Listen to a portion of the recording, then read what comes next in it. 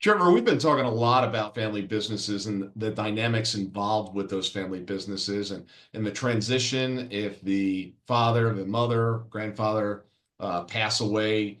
What's the entry into these businesses? What are you finding there? Well, I think the discussion for when prospects, clients, families are coming to us to have these discussions is they kind of need support. Number one, they've potentially been starting the conversations within the direct family members. Maybe it's the dad, the mom, brothers and sisters.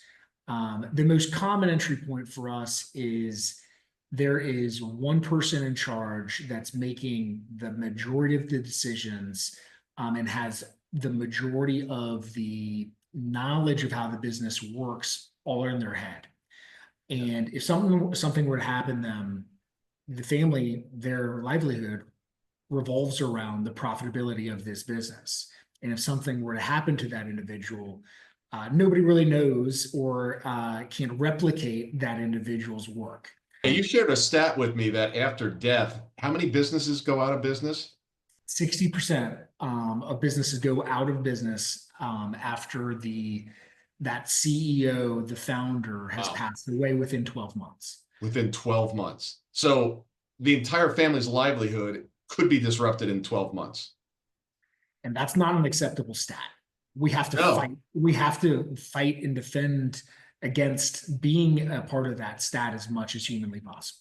Yeah. It's interesting. We're always looking at SWOT analysis, right? What are the risks that could threaten the business? And this particular risk, death of the owner, is going to happen 100% of the time. It's just a question of when. And nobody wants to talk about death, me Right. included, Right. right? Yeah. Our job as the advisor in these scenarios is to bring up and talk about the elephant in the room. Yeah. That's just part of what we have to do, and if we're not involved, it's one of these things. Put it on the back burner. Put it on the back burner. There's a lot of other happy things that we Yeah. want to talk about, and we want to talk about vacations and all this kind of stuff. Yeah. But this is part of our job. It's risk management. This is part of our job is to defend against what we already know. This is a 100% likelihood of happening. So let's just rip off the Band-Aid and have the difficult discussion. It's not like it has to happen. It can't happen within 7 to 30 days. This is a process that has to happen over a solid year, and kind of just nibbling away at creating the structure for transition. This is the main entry point for which we're working with families is the stability of the main source of income that the family has coming in. If speaking of my own family, if I were to die, I would want Yeah. What would happen if what happened if you died tomorrow? I Great would want question. my family to cry and mourn selfishly. I want them to miss me, right? Not be pulling their hair out on how do I make payroll. Right. I want you to actually have the grieving process, right? Yeah. And so that's very selfish of me. But that's kind of entry point number one is the business in general. Entry point number two, which we are working on simultaneously with families as well, is kind of just being a Sherpa for the operations of the family as well. Yeah. So we've tackled the operations of the business, but the operations of the family, and we've created the family business, the family operations blueprint. So we go over who are the contacts of your personal life. It could be your personal lawyer, your personal CPA, your insurance for your home, your auto, et cetera. Who are these people that you're even supposed to contact? But even furthermore, the last thing your spouse or your family members are going to want to do is contact 20 people. It's like, Right. okay, I've got the list, but who's the first point of contact, the second point of contact, the third point of contact, and who's going to be able to shepherd you along, that journey in and of itself. Because let's face it, you're fortunately not having to go through this kind of tragedy all the time, right? So who's going to be able to handhold you in that process? Over the last 3 years since I've been creating this blueprint, even for my personal family, it is the most visited document that I have in my Google Docs lists of sheets. That, I mean, that's pretty powerful that I am in that document more than anything, to keep things updated. And what you end up getting out of this process is actually also the need for simplification. Yeah. You don't need 20 different investment accounts. You need one. Right. You don't need, Right. You've got your auto advisors and you've got your human advisor. Do you really need both? If depending if you're a DIY person, maybe that you're all in on the index funds, et cetera. Right. But if you want the human relationship, especially which I think is important for a family, then let's consolidate it with that one advisor. So this is a good segue here. So really the blueprint plan for this is a 12-month consulting arrangement with families that have family businesses where you talk with them, once a month, a couple times a month, where they basically start to fill out their plan, and then you consult with them along the way to not only address what they currently have, but okay, what should it look like? Because it might be a little different than what it is right now. And it's not only just the money and the dollars and the passwords and all that stuff, but there's there's a psychological aspect to this as well. And it's a tool for having these open, transparent discussions. Again, getting to the mourning, we want to be able to mourn, but you might have spoke with your spouse or your kids about how you'd like to be buried. Casually, do you have that documented anywhere? We actually create the net worth documents as well, where our assets, where our liabilities, right? What bills have to be paid thereafter. What insurance policies do we currently have in place? And going through this process, you see how many gaps there are. Yeah. You might not have a disability policy. I don't sell insurance, right? But Right. again, we're looking holistically at your plan and transitioning from husband to wife, vice versa, to kids, and just having just a holistic conversation. We just with one of our clients, we were having it last week, the kickoff call, and they have kind of one of the spouses has kind of a rudimentary document that she's been tracking. The other spouse has no idea this document even exists. Didn't even know it existed. And then you see like 100 different usernames and passwords to different platforms. It's like, oh my gosh, this cannot be in this document. You can get hacked. And so it's a lot of risk management, eye-opening. Of like, what tools can we bring to the table? Like LastPass, like 1Password, just for pure security. Again, it's very much risk management. But just bring it all to the table. And so it's done for you.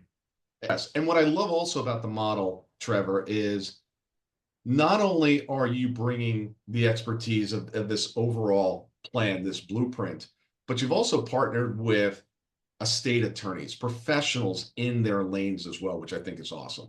Yeah, right. We're not gonna write your will, right? Yeah. But we have clients that are state attorneys that we've worked with for over a decade, and they can easily do that for you. Again, we're not attorneys, we're not insurance, agents, but we'll, help quarterback. You bring up the safety deposit box. It's one of those things as well, is if you're not paying the renewal fee for your safety deposit box, and guess where those assets go? They're not yours anymore. It's just like your real estate taxes for your house. Yeah. If you don't pay the real estate taxes, your house will be foreclosed on. Right. And so we also go through what licenses, what renewals do we have to do on it. And so we have a calendar that we're doing by jurisdiction, so you have federal renewals, you have Georgia renewals, you might have California, New York renewals. What are all these other things, whether they're insurance policies, they're LLCs, even renewing your CPA license, right? Whatever the profession is. Yeah. We have all these data points, when are the tax returns due, of when these renewals need to happen. So it's a blueprint, so we all have that in one place. Unfortunately, while we hire advisors in these certain professions like insurance agents, you're just hoping that they're going to follow up with you about your renewal. Well, what if they forget? Yeah. What if they have turnover in their own company and you just didn't renew your life insurance policy? Or Some, your fire insurance. yeah, fire insurance, flood insurance. Yeah. It's you have in our as we grow older and our lives go on, it gets a lot of times more complicated, and we have all these other obligations Yeah. to tend to. And you can't just rely on outside parties. Unfortunately, you have to take ownership of it. And I don't see anybody else doing this, right? No. And for me and we had to do it ourselves because we couldn't rely on anybody else. So we had Yeah. control over Really, we created this for ourselves, was yeah. where we started with this. It's like, hey, do you have a plan for this? I'm like, kind of. All the best things in life are done selfishly. Yeah. Yeah. And one reason you go through this process is, and why it was the most visited document for me over the last 3 years, is you're consistently updating. Updating. Yeah. This, if you had to get a new insurance policy with a different carrier, well, we have to add that. Who's the contact for that? How much, how much are the premiums and what is the coverage? And so you have to, all these little things, your crypto wallet need to be just added to the sheet. And that way, especially even before death, let's say you want to buy another home, right? And inevitably the mortgage people are going to say, okay, well, I need your tax returns easy, right? Yep. But what about your net worth statement? You're going to be like, oh my gosh, I haven't updated that, or I just straight don't have it. And the last time I applied for a mortgage was 10 years ago, maybe, Yeah. right? So you haven't been tracking all these holdings that you have that could really help, your ability to get a mortgage, right? Yeah. You forgot you even had this account. One thing that's really fun as we get into phase 2, phase 3 of this, right? You'll have an asset allocation, your net worth allocation, X percentages in cash, X percentage securities, X percentage in private investments, X percentage in real estate, et cetera. For the majority of entrepreneurs, the vast majority of their assets are in the business, right? So we have to also figure out on how to diversify a little bit, but then we use a little bit of AI here. We compare your asset allocation to that of, say, Warren Buffett versus Elon Musk. It's kind of funny. Elon Musk is 10% in publicly traded markets, whereas, Warren Buffett's 70%, and then Elon has like 50% in just ultra aggressive investments like SpaceX. It's good to, we hear about these high net worth individuals in the news, right? And we say, okay, well, gosh, should I adopt any strategies that they're doing? Maybe, but at least it's maybe not. It's data points, right? For you to make an educated decision versus some kind of FOMO thing, right? Should I be exposed to NVIDIA and AI chip companies? Maybe not. It all depends on your, again, I'm not a licensed financial advisor either, right? But this is data points that it's worthwhile to have with your current advisor as well. So we're really taking a holistic approach with this whole conversation with the business and the family in general, something that's really not common within our industry. And I see time. That's where we get into phase 3 and phase 4 as well, right? Like as we are looking at the profitability from our venture or even our profession, if you're a high net worth salary individual, we look at the ongoing cash flow that's going to happen as well. And then how would we spend or save some of that ongoing cash flow in regards to which needle are we wanting to move up or down? Maybe we want to index more into real estate, less into the business, as you're talking about. The interesting thing as well is then we look at ROI, right? Like, is it the stock market? Is it real estate? Is it the business? In general, the biggest ROI we're going to get is in the business. That's why we do optimize the business. But to your point, taking and some off the table that might not necessarily get the best ROI in the short term, but helps you sleep at night a little bit better. And the long term, it's a balance, right? So it's kind of like even in the tax world, you say, oh, we might get a tax deduction for this expenditure. Great. But is that the best use of funds, right? So we don't always want I'm bad at cliches, but the tax dog to wag its tail or something like this. Like you don't want the tax tail to wag the dog. Yeah. I'm so bad at cliches. But it's one of those kind of things that we want to make an informed decision, not just a gut decision. So it's where I'm spending the vast majority of my time. these days, as you know, with our clients and this discussion, because it's the next phase. It's the next phase of impact and value that we're helping with our clients. After the exit, after the sale of the business, 70% of the time, the assets are gone within the third generation. Wow.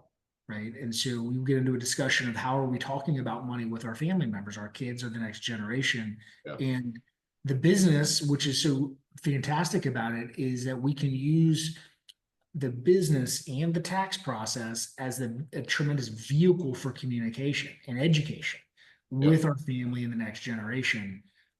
Because that's what we see, that what successful family members do is they have ongoing, transparent, open conversations about how wealth is generated for their family, and some of the lessons that they're learning, and then now passing down to the next generation, where we see families not doing it successfully, is very closed off relationships about money and wealth. And so it's it's beautiful to see the smile and the light bulb clicking on when we're having these discussions, and it's just kind of bringing a like total family clarity. And you go into tax deadlines and tax filings. That's actually an awesome, good entry point as well, to have these discussions with family members of, hey, you're going through the process of reporting all your income, how much money you're going to have to pay in taxes to the federal government, to the state governments. It's a great talking point to have with your family about, hey, this is how this part of our income was taxed. This is how this part of our income was taxed or not taxed. Your net worth, and there's more money in the mix, it gets messier. There's also a conversation, even if there isn't a whole lot of generational wealth, right? That there's monetary wealth, right? And that's what we're kind of talking a lot. And how that's generated, the core values around that, et cetera. But there's also the wealth of just knowledge that the family has gained over the years. Why are you doing some of the things the way like my dad? Why did he not want to tip 20%? There was some learnings that my parents are school teachers, right? That there's learnings, there's ways that they were grown up. They're a different generation. My mom handled all money matters. My dad didn't.